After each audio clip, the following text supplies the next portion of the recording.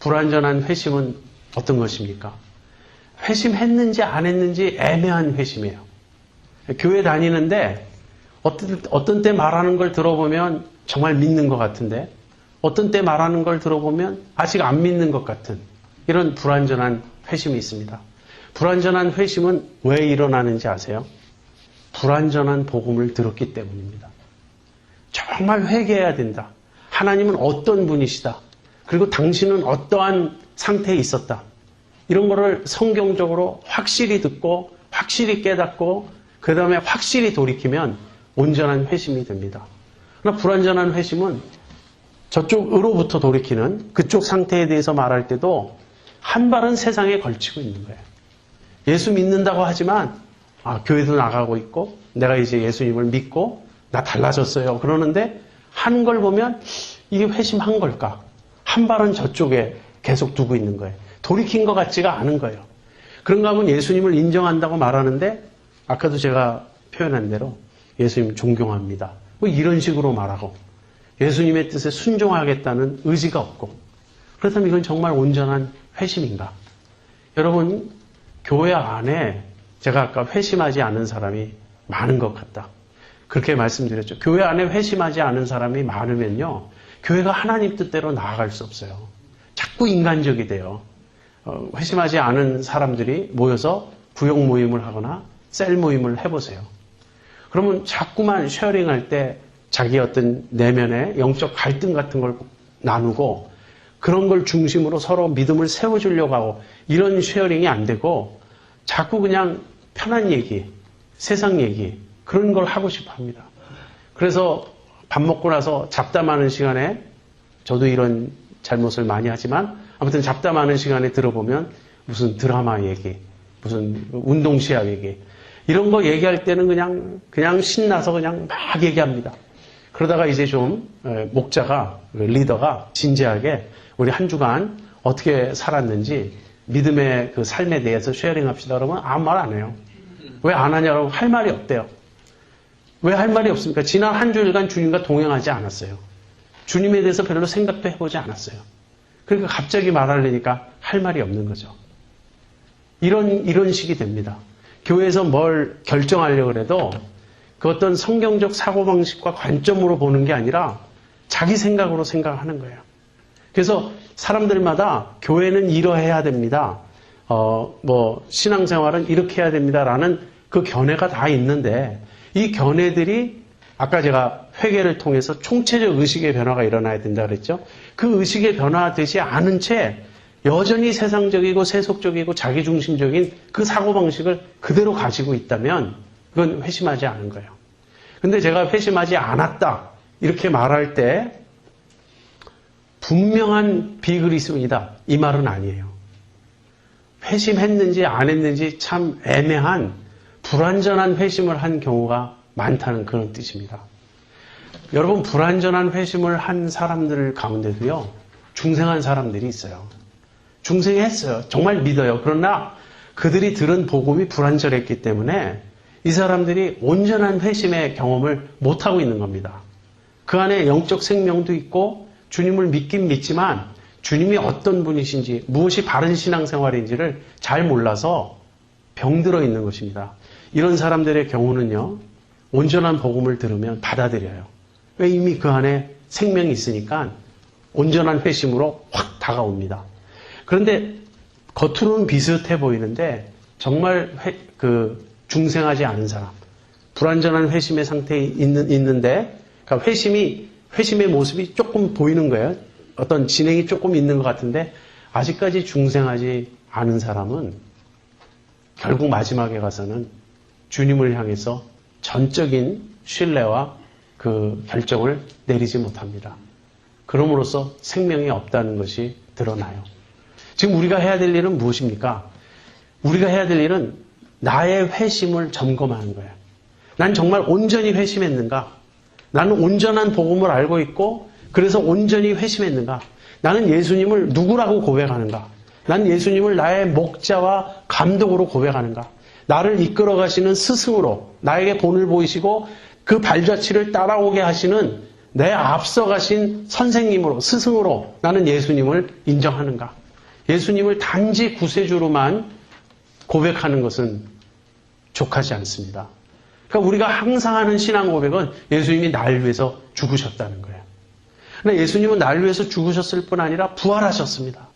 여러분, 부활의 의미가 무엇인지 아십니까? 예수님이 만유의 주가 되셨다는 거예요.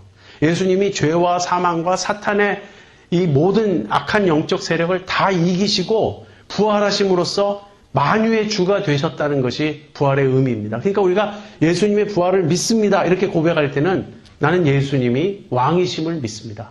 근데 입으로 예수님이 왕이심을 믿습니다라고 고백하면서 예수님 뜻대로 살겠다는 생각이 없다면 이건 이상한 것 아닙니까?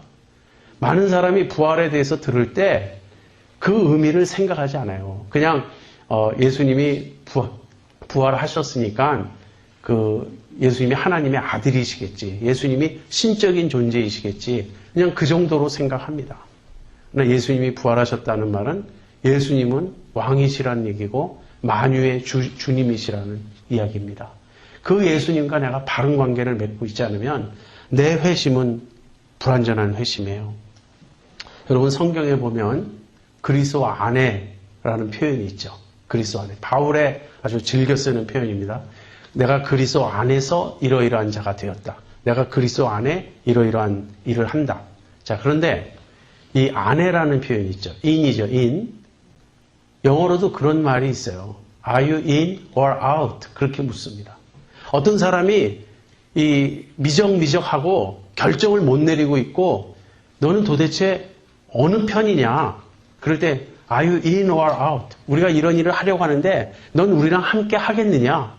뭐 이런 일을 함에 있어서 뭐 이런 걱정, 저런 불만, 저런 두려움 많이 늘어놓고 있는데 안다. 이 일을 할 때 이런 걱정과 두려움과 불안함이 있다는 거 나도 인정하는데 그럼에도 불구하고 하겠느냐 안 하겠느냐. 마지막에 가서 I'm in 하면은 나는 당신들과 함께 하겠습니다. I'm in 하면 나는 그리스도와 하나입니다. 난 그리스도를 따르겠습니다. 이거예요. 그런데 in or out이 애매한 사람들이 있어요. 펜스에 앉아있는 사람들. in도 아니고 out도 아니고 in이라고 하기에는 예수님 뜻대로 살고 싶은 마음이 별로 없고 out이라고 하기에는 구원은 받아야 되겠으니까 out이라고 말하면 안 될 것 같고 여러분 왜 이 불완전한 회심의 상태에 있습니까? 그리고 이것이 믿음이라고 왜 우리가 착각하고 있습니까? 온전한 회심은 그리스도를 온전히 믿는 것이 이 일은 성령의 초자연적 역사로 이루어지는 것입니다. 인간의 말로 설득하고 설명할 수 없어요. 전도해 보신 사람들은 다 이 점을 압니다. 어떤 사람은 전도가 참 쉬워 보이는 사람이 있어요. 저 사람은 성격도 좋고 내 말을 굉장히 경청하고 그래서 내가 전도하면 반드시 믿겠습니다. 꼭 그럴 것 같아요. 근데 그 사람한테 얘기해 보세요. 전도는 그렇게 해서 되는 일이 아니에요. 어떤 사람은 너무 완고하고 강해서 내가 복음을 이야기해봐야 저 사람은 절대 안 믿을 것 같다. 그런 사람이 있어요. 그런데 내가 복음을 얘기했을 때 그 마음을 여는 것을 우리가 볼 때가 있습니다. 여러분, 우리가 어떻게 믿나요? 어떻게 회심하나요? 이걸 제가 아까부터 중생의 결과로 회심하는 겁니다. 효과적인 부르심, 말씀을 듣고 죽은 영이 살아나고 깨달을 때 믿을 수 있습니다. 이런 말씀을 자꾸 드려요. 이건 성령이 하시는 일이에요. 그런데 중생은 전적으로 하나님이 하시는 일이라면 회심은 우리가 하는 일이에요. 하나님의 도우심을 받아서. 우리가 해요. 근데 우리가 하는데 하나님이 그렇게 하도록 하셨기 때문에 우리가 할 수 있는 거죠. 이게 지금 회심입니다. 여러분, 온전한 복음을 들으셔야 됩니다. 온전한 복음이란 여러분이 어떤 상태에 있다는 것을 성경적으로 확실하게 아셔야 된다는 거예요. 만약에 예수님 없다면 우리는 전부 죄인이며 우리는 전부 지옥에 떨어져야 마땅한 그러한 죄인들이며 하나님의 영원한 진노와 형벌의 대상이라는 이 사실을 알아야 됩니다. 그리고 예수님에 대해서 온전히 들어야 돼요. 예수님은 단지 나를 위해 죽으셨을 뿐 아니라 부활하신 주님이시며 나를 그 죄에서 건지신 구세주이시고 또 동시에 나를 이끌어 가시는 나의 스승이시고 목자이시고 나의 감독이시라는 이 사실을 여러분이 아셔야 됩니다. 그리고 믿음에 대해서도 여러분이 온전히 이해를 하셔야 돼요. 믿음이란 지적 동의가 아닙니다. 지적으로 동의하는 걸 포함하지만 결국에 가서는 의지적인 결단이요, 신뢰예요. 내가 주님을 전폭적으로 믿고 의지하고 따르는 것입니다. 그것이 믿음이에요. 이런 것을 여러분이 다 듣고 나서 여러분의 마음에 어떤 변화가 일어나는지, 어떠한 반응이 일어나는지 고민을 하셔야 됩니다. 결국은 이 모든 일은요, 말씀을 통해서 이루어져요. 내가 노력한다고 되는 게 아니라 하나님의 말씀을 들을 때 그 말씀이 내 안에 깨달음을 주고 변화를 일으키는 것입니다. 그래서 거듭난 사람, 회심한 사람의 하나 굉장히 두드러진 특징은